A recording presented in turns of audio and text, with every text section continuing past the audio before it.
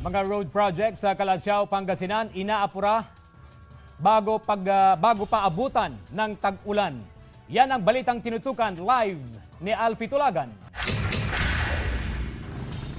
Alfie. Yes, CJ, tinuturing na tourism at pilgrim site itong Senior Divino Tesoro Shrine sa Calasiao, Pangasinan. At para nga lalo daw makaengganyo ng mas maraming bisita, ay naglaan ng pondo ang Department of Tourism para naman sa mga road projects sa palibot ng Tesoro Shrine. Puspusan ang pagsasaayos ng mga kalsada malapit sa poblasyon area ng Calasiao, Pangasinan. Sisikap itong matapos lalo na ang pagsisemento sa kalsada patungong Senior Divino Tesoro Shrine bago magsimula ang panahon ng tag-ulan. Palagay ko mahahabol yan sa coming rainy season. Kasi nga, ang report sa amin is more than 90% na yung natapos na.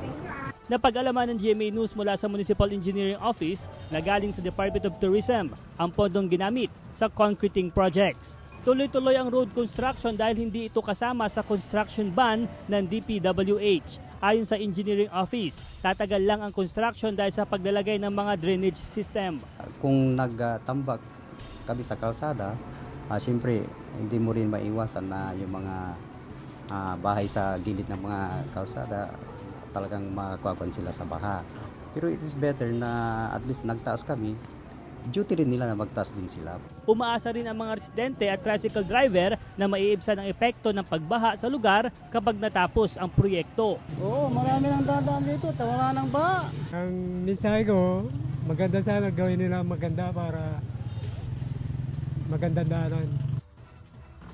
CJ, aminado itong Municipal Engineering Office na hindi sapat yung kanilang pondo para sa mga malalaking mga road projects. Sa katunayan daw ay 20% lamang yung kanilang development fund na pwede nilang gamitin para sa buong proyekto dito sa bayan. Kaya ang nagpondo ng proyektong ito ng road projects, yung concreting projects leading to Senior Divino Tesoro Shrine ay yung Department of Tourism, pero ang DPWH pa rin yung implementing agency. Dahil nga nagtataas dito ng kalsada, ay mainam din na sumabay din itong mga bahay-bahay sa pagpapataas ng kanilang mga bahay para naman sa panahon ng tag-ulan ay hindi nila masyadong maramdaman yung epekto ng pagbaha dito sa bayan ng Calasiao.